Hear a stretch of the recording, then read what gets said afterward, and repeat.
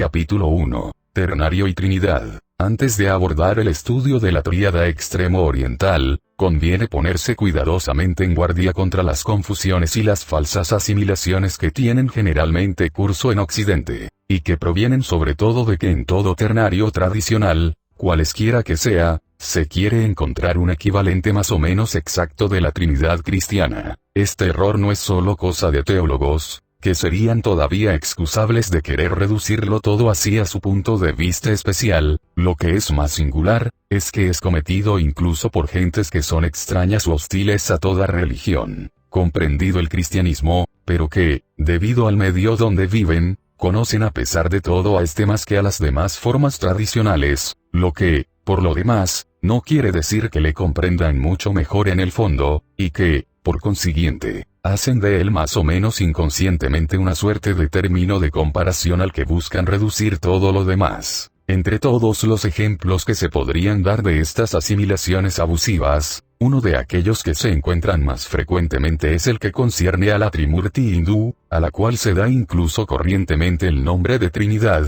nombre que, al contrario, para evitar toda equivocación, es indispensable reservar en exclusiva a la concepción cristiana a la que siempre ha estado destinado a designar propiamente. En realidad, en los dos casos, se trata muy evidentemente de un conjunto de tres aspectos divinos, pero a eso se limita toda la semejanza, puesto que estos aspectos no son de ninguna manera los mismos por una parte y por otra, y puesto que su distinción no responde de ninguna manera al mismo punto de vista, es completamente imposible hacer corresponder respectivamente los tres términos de uno de estos dos ternarios a los del otro. En efecto, la primera condición para que se pueda pensar en asimilar más o menos completamente dos ternarios que pertenecen a formas tradicionales diferentes, es la posibilidad de establecer válidamente entre ellos una correspondencia término a término. Dicho de otro modo, es menester que sus términos estén realmente entre sí en una relación equivalente o similar. Por lo demás, esta condición no es suficiente para que sea permisible identificar pura y simplemente esos dos ternarios, ya que puede suceder que haya correspondencia entre ternarios, que, aunque sean así del mismo tipo, se podría decir, se sitúan no obstante a niveles diferentes, ya sea en el orden principal, ya sea en el orden de la manifestación, o ya sea incluso respectivamente en el uno y en el otro. Bien entendido, esto puede ser así igualmente para ternarios considerados por una misma tradición, pero, en este caso, es más fácil no fiarse de una identificación errónea, ya que no hay que decir que esos ternarios no deben repetirse entre ellos, mientras que, cuando se trata de tradiciones diferentes, se está más bien tentado, desde que las apariencias se prestan a ello, a establecer equivalencias que pueden no estar justificadas en el fondo. Sea como sea, el error no es nunca tan grave como cuando consiste en identificar ternarios que no tienen en común más que el mero hecho de ser precisamente ternarios, es decir, conjuntos de tres términos, y donde estos tres términos están entre sí en relaciones completamente diferentes. Así pues, para saber lo que es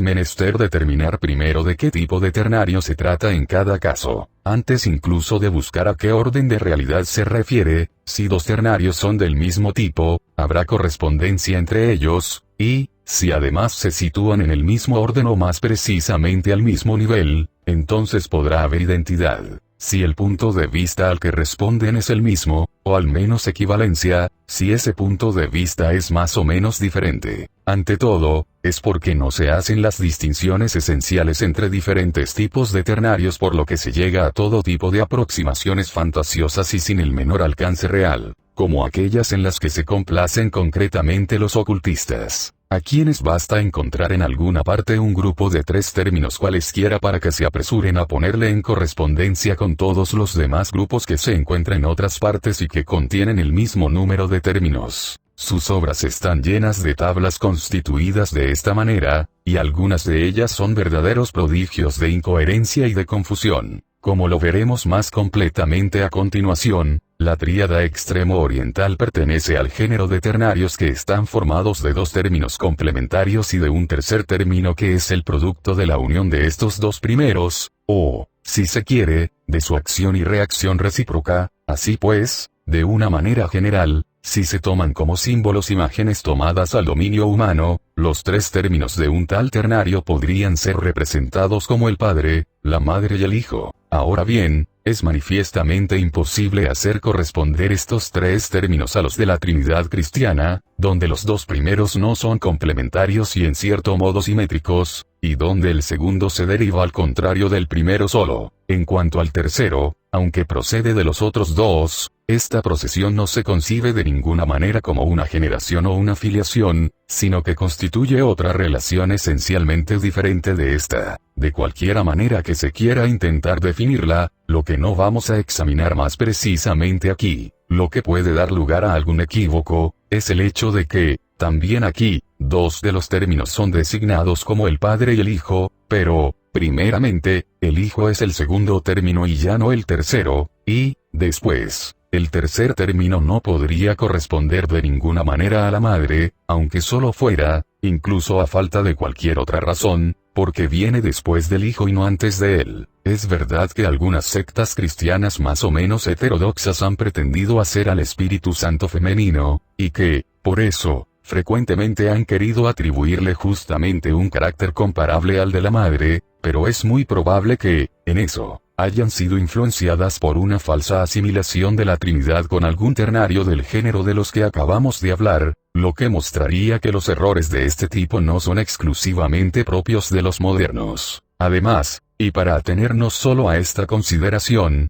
el carácter femenino atribuido así al Espíritu Santo no concuerda de ninguna manera con el papel, antes al contrario, esencialmente masculino y paternal, que es incontestablemente el suyo en la generación de Cristo, y esta observación es importante para nos, porque es precisamente ahí, y no en la concepción de la Trinidad, donde podemos encontrar, en el cristianismo, algo que corresponde en un cierto sentido, y con todas las reservas que exige siempre la diferencia de los puntos de vista, a los ternarios del tipo de la tríada extremo oriental. En efecto, la operación del Espíritu Santo, en la generación de Cristo, corresponde propiamente a la actividad no actuante de Purusa, o del cielo según el lenguaje de la tradición extremo oriental. La Virgen, por otra parte, es una perfecta imagen de Prakriti, que la misma tradición designa como la tierra, y, en cuanto a Cristo mismo, es aún más evidentemente idéntico al hombre universal. Así, si se quiere encontrar una concordancia, se deberá decir, empleando los términos de la teología cristiana, que la tríada no se refiere a la generación del verbo ad intra, que está incluida en la concepción de la Trinidad, sino más bien a su generación ad extra,